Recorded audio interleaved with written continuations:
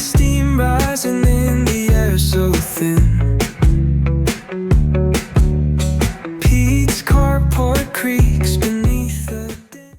How's it going, guys? Welcome back to the channel, Pete's Carport, and welcome to, I think, part 5 on our W126 build series. So this is a 1983 300 SD that we have kind of code-named Burt Reynolds because we got a smokestack, because it's an 80s legend, and I think it just fits the car perfectly. So we're going to call this Burt Reynolds for now on, and we're going to be doing one of the most fun parts of this entire build, and I am so excited about this video because we're going to slam this car, and it is going to change the way this thing looks by far the most out of anything we've done so far. So let's just kind of recap a couple things because I wasn't sure I was going to turn this into a series when I first started. And originally I was just going to clean up the paint, and then I found a bunch of oxidation in the hood and decided to go with a fun patina look. So I kind of did that without really knowing what direction I was going to go. Ended up clear coating it, and I think it came out really good. Now it is still very dirty, so we are going to do a really nice reveal video at the end, clean this up, probably add some more stuff to the back end of it, patinaing it, doing a little bit of patina back, and probably doing a full clear coat on this car eventually. Then on video 2, we ended up taking these stock rims, and actually this one back here's got the center cap on it, and polishing the lip and doing a chrome Rust-Oleum spray paint in the center with the Rust-Oleum clear coat. And then I picked up these really cool center caps that I think fit it perfectly, and we put some new white wall, a thin white wall, but a white wall tire on there. And I think that looks absolutely amazing. It fits the car perfectly, and once we slam this car, and I think we're probably going to put some spacers on there, it is really going to look good. Now the next video after that, I got real excited because I said, let's go all out. You know, let's make this a fun car, something I've always wanted to do. And we went ahead and put a diesel smokestack on it. Yes, and that thing sounds absolutely insane because video 4, we got it running really good. We got the transmission shifting finally really good. Cleaned up the inside a little more, which we ended up doing a lot of cleanup on this car when I first picked it up a few years ago. Planned on flipping it, never flipped it, and now I'm keeping it. So we're gonna keep doing fun stuff to this car. But I'm getting towards the end of what I really wanted to get done on this car. So we're going to slam it today. We're going to clean it up, and then I'm going to enjoy it for a while and jump onto Dr. Dre over there because it needs some attention. And that car is something I've been wanting to get completed before the middle of this year, hopefully, and start painting it. So I'm excited about that as well. But let's jump back to this video. Let's start slamming this car. I'm going to jack it up, get this front wheel off because we're going to be cutting springs, guys. Let's go ahead and get started. Well, guys, first things first, there's definitely going to be some suspension components that need to be changed out. You can see boots ripped on tie rod ends, but we're not going to focus on that today. We're just going to go ahead and get our spring out, which we're going to use a spring compressor for, and we're going to cut a couple of these springs off to lower it. Something I've done before, very dangerous job. So if you are doing this at home, take a lot of caution when doing it. Make sure you got the right tools. And if you're fearing at all about doing this, have somebody else do it. It's not that expensive to take them to a shop. Most shops will not cut a spring, but you can get H&R lowering springs, which would do the same job. And I would say for around $1,000 installed, you could probably get some lowering springs put in. Also, this is very strange. Let me know in the comments. Is there supposed to be a bolt in there? Because I checked the other side. There's no bolt. I'm not sure how that shock is holding into the bottom. So I'm kind of looking around, seeing how we're going to lower this. I'm going to definitely take off the control arm here. And that's going to give us a lot of what's going to come down. Shock's going to have to probably come off from the top because I have no idea what would remove that from the bottom. I got to look into that. And then I think tie rod end over here is going to have to be removed. And then this linkage here, not sure exactly the best route. There is a bolt there. Okay, we've got a nut up underneath here, so we can remove it from there. It'll probably pop right out. And that should give us our drop on our spring. We should probably have to push down on everything. Make sure your brake lines, sometimes you got to take off. Yeah, we'll definitely have to take off our brake caliper here so we don't ruin our brake line and hang that up. So we got a lot of things to take off. So let's just get started. I'll probably zoom through taking a lot of this stuff off. And if there's something that I need to do additionally from what I just showed you, I'll fill you in. I'm going to grab my spring compressor so we can get that on there. And then I also always put a jack up underneath this control arm before we take off the last couple of components. That way we can let the jack down slowly. Even with the spring compressor on there, it just allows you to remove that spring a lot safer. All right, let's get set up and do this safely.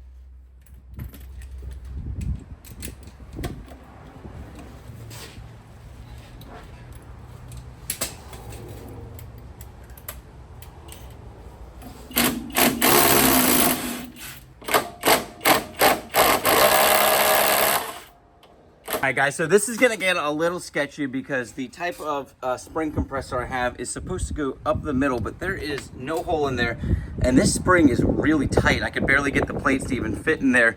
In fact, I couldn't get them to even fit in there until I loosened up this shock, and I kind of felt everything shift downward, so I'm glad I left some of these bolts in place. Right now, I've got the jack up under here, and it's a pretty good jack, and I really trust it, but I'm gonna step away, and I'm gonna try to bang loose. Now these still have their bolts on them, so I'm going to try to hammer loose these, and if I can't, I do have a puller for those, and if I can't bang these loose, I'll go ahead and use my puller on them and step back and see if that spring comes down slowly.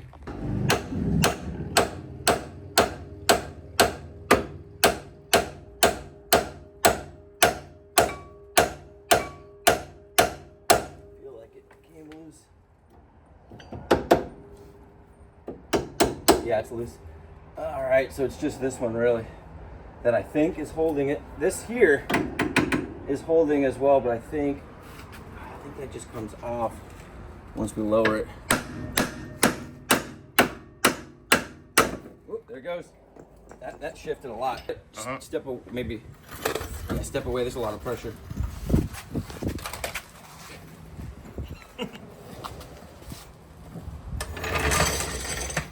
Well, it did. The dirt came up from off of it, so it's got to be.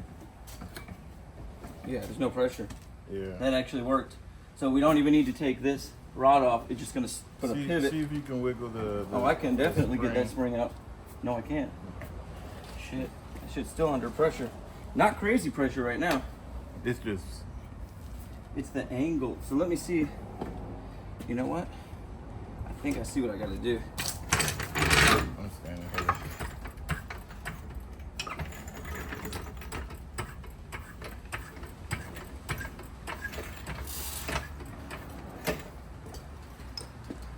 Wrap your piece of rope around it. So this is now kind of stuck.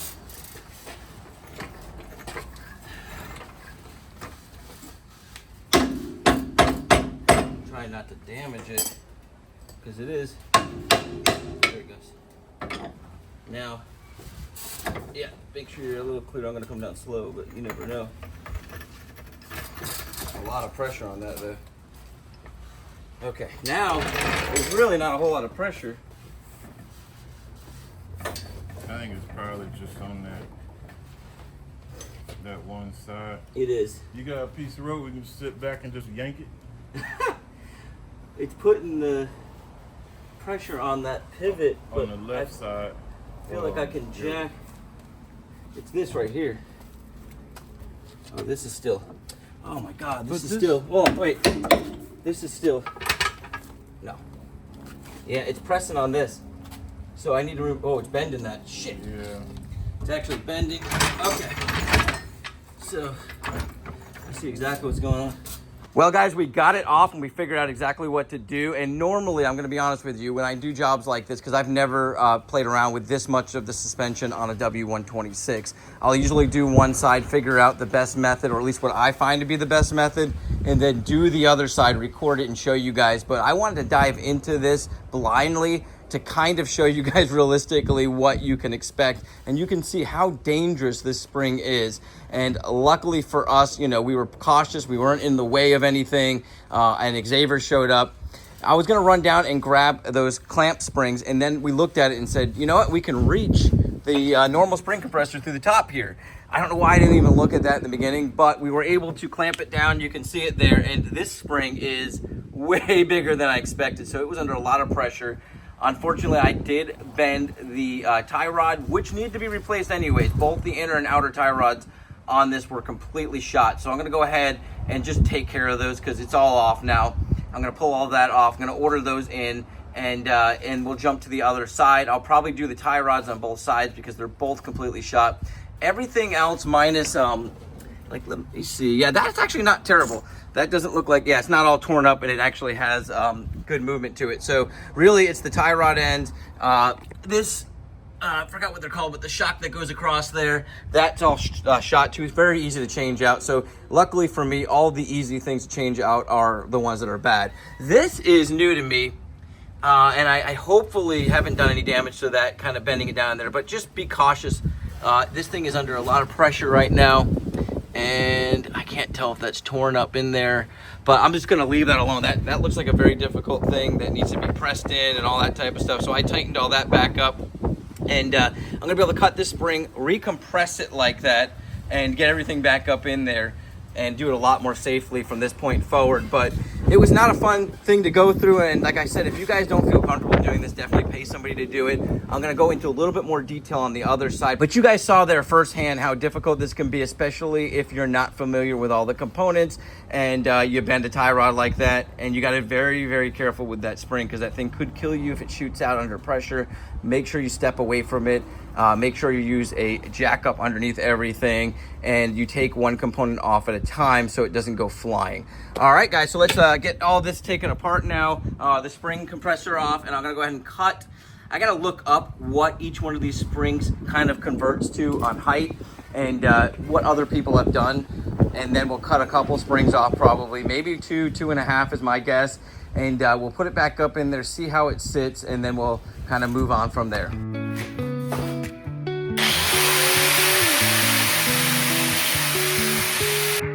Coffee steam rising in the air so thin.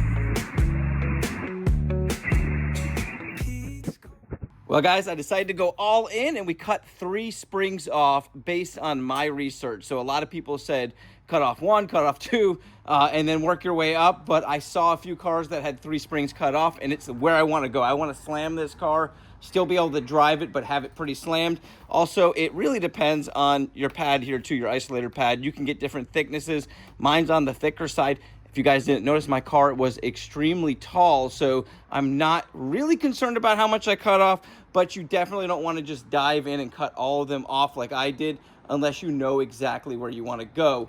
My ultimate goal with this car was to bag it. Don't have the funds right now. I have a ton of projects I want to do, so we're going on the cheap. We're cutting our springs, see where we lay, and then down the road we can kind of bag it and know exactly what it's going to look like.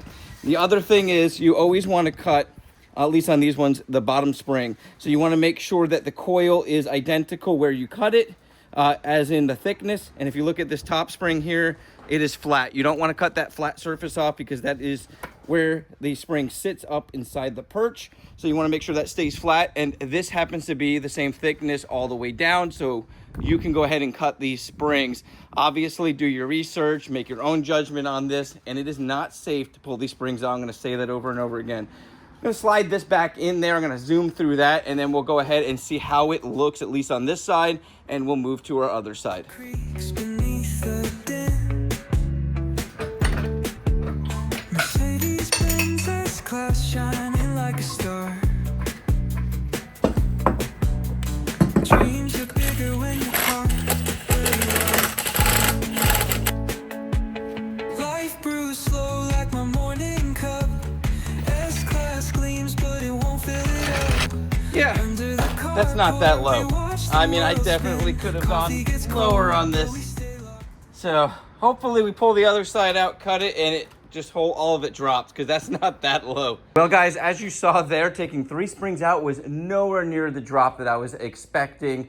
And I even gave it a full 24 hours, jumped on the front bumper quite a bit yesterday to kind of settle it out, and it just didn't lower the amount that I thought it was going to. So taking a little risk, and we went ahead and cut off 4 coils, so 4 total coils now on the other side, and I'll pull that other spring back out and obviously cut off another coil and go from there. I think that's going to be plenty. I think that's going to still keep this a safe ride. But I'm just shocked that I've got to cut that much off to get the height I want. Now back to, since I made a mistake on the other side, I can easily now point out what you want to take out, kind of in the order you want to do it. Now you can change that obviously, but you want to take off your brake caliper first and you want to tie that up. I just got it sitting in here without any stress on it right now. You can save the shock for last. I took out my entire front and rear tie rod ends, pop those off because I'm going to be replacing those completely. Those will get bent on this rod right here, so you got to definitely get it out of the way. The best thing to do is just take it completely out if you can. And then you want to go ahead and take your upper control arm off, but you want to have a jack up underneath here definitely by that point. I went ahead and took this off last. That allowed it to relieve all the pressure after I popped off all of the ball joints. So I hammered this till it fell like I did on the other side, and then slowly release this with our jack up in there, and you could feel the tension release, but at least you're out of the way. You're up in the hood getting this off, and then you can slowly let down your jack. Now, you might be able to get the spring compressor on there before lowering this, and I just had an issue getting the spring plates into there when it was fully compressed, so I lowered it a little bit, slid my spring plates in there. If you hammer them in, you can probably get them in there. But I didn't want to try to hammer them in there and get them jammed. So I went ahead and relieved the pressure a little bit, got my spring compressor in there, tightened that up, and then let the rest of that down. And sure enough, I was able to pull the spring right out. Probably took a total of 25, 30 minutes max. And then I went ahead and cut the spring. So now I'm going to go ahead and drop the spring back in there and pull the other side out, cut that, and show you guys where we're at height-wise. If I even need to go any further, which I'm really hoping I don't. I may just stick with whatever we have.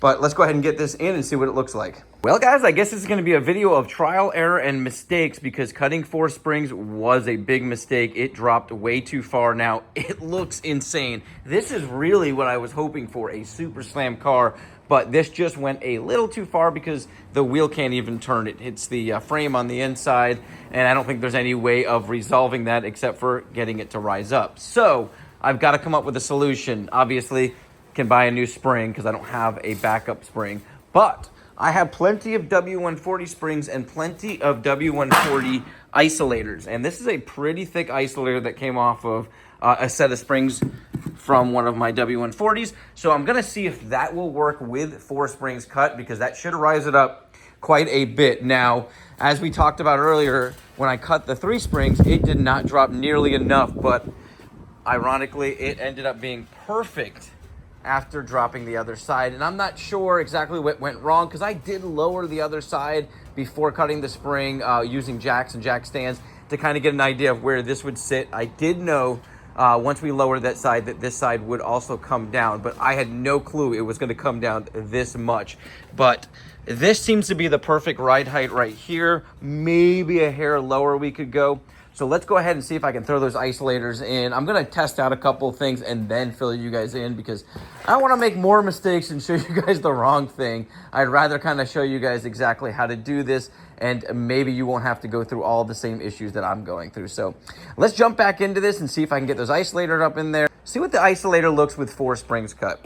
Well, guys, it's a few days later and a lot has happened, so I'm going to fill you in. Now, of course, I could have cut all this out and just showed you guys the correct way to do it without all the mistakes, but I wanted to let you know that these things don't go perfect. Usually, you're going to run into a problem. Fortunately for me, I have lots of spare parts. In your case, this might be your daily driver and you just screwed it up. So taking on a project like this, obviously make sure this is something you want to do. I am not going to be driving this car every day. I probably will daily it here and there, but I will not be driving this every day. So I wanted to go pretty extreme with how low this car is going to sit, and I think I nailed it. So finally, I got the W140 springs up in there. So I did get the rubber isolator put on top. I actually had to hammer it up into the top because it was a very tight fit, and then I was able to get the spring up in there, and it fits really nicely. The one thing I did notice is I think the W140 spring is a lot less stiff of a spring. It feels like it's got a little more bounce to it. And it also, I only had to cut 2 springs off. So I cut 2 springs off and still was able to get that isolator in there. And it's a little bit lower than the 3 springs on the other side, which is absolutely crazy. So I got very lucky that I decided to go with 2 springs because this is almost exactly where I want to be. And I'm going to show you what the next step is. So what I'm going to do is go ahead and roll these fenders so that I can get full turning capabilities with the tire, because it is just hitting right here. So I want to roll all this up and possibly get a little bit of a bend in this with the fender roller. So I've got a fender roller here. So I'm going to heat that up. Now, if you didn't want to do this, I highly suggest no more than 3 springs, maybe even 2.5 on your stock W126 springs is going to be more than enough to give you a really good look, but still be drivable. I'm not too worried about rolling these fenders. I'm not worried about, you know, having to modify a lot of these things because I want this car to be a modified car. As you can see, I cut the stack out. So the tie rods came in, and I'm going to be doing new rubber brake lines all around because those just look so brittle. I don't want to risk it. So I'm going to pop all that in and get these fenders rolled. I'll probably show you a little bit of rolling the fender, and then we'll swap out the spring on that side too because we want them to match so it has the same stance on both sides, and that way I can get it aligned properly. And hopefully we can get this done to where we can move on to the back. But I may cut this into 2 since so much happened just to get these fronts where I want them. So I'm excited. I'm also going to attempt to get these wheels painted on this side because I have only painted the ones on that side before the end of this video just so we can get an idea of how it's going to look. So let's go ahead and get that done now, and I'll kind of fill you in if anything comes up.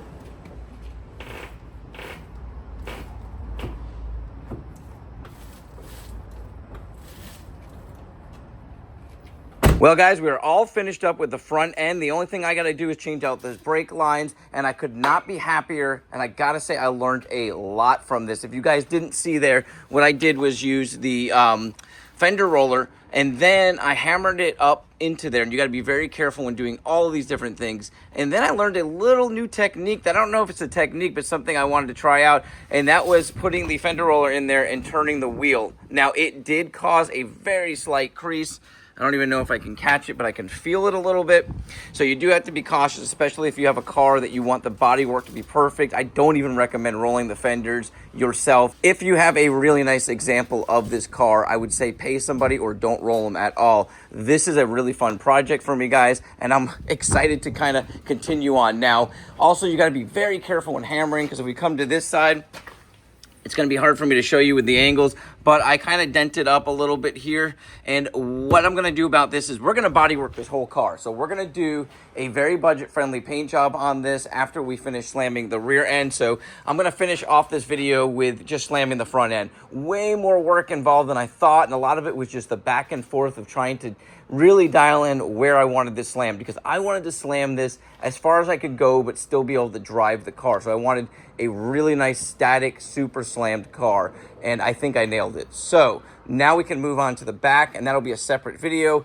And then down the road we're going to start prepping this car for paint. So I'm excited about that because I've got all the stuff to paint a car, and we're going to do a really cool, fun, budget friendly paint job. I've got some ideas on color and what I want to do with it, so it's going to be a really cool video coming up.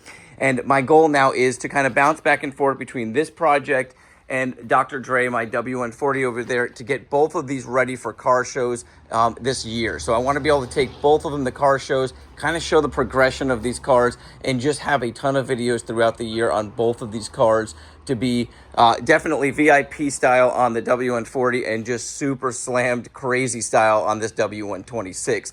So I hope you guys are enjoying this. I hope you learned something, and I hope you guys don't make some of the same mistakes I made so that you guys can have a lot less stress than I had while working on this. Once again, have a great week, a blessed day, and I'll catch you on the next video.